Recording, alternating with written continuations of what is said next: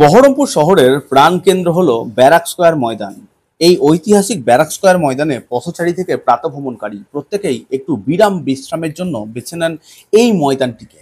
বর্তমানে বর্ষার পর এই মাঠে জঙ্গল হয়েছিল।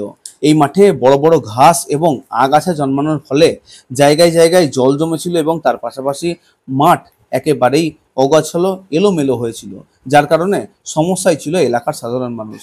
বহরমপুরের শহরের সাধারণ মানুষ বহরমপুর পৌরসভার কাছে লিখিত অভিযোগ দেয়, আর তারপরেই বহরমপুর পৌরসভার উদ্যোগে আজ সকাল থেকেই ব্যারাক স্কয়ার ময়দানের যে সমস্ত আগাছা এবং ঘাস সেগুলিকে পরিষ্কার করার সিদ্ধান্ত নেয়।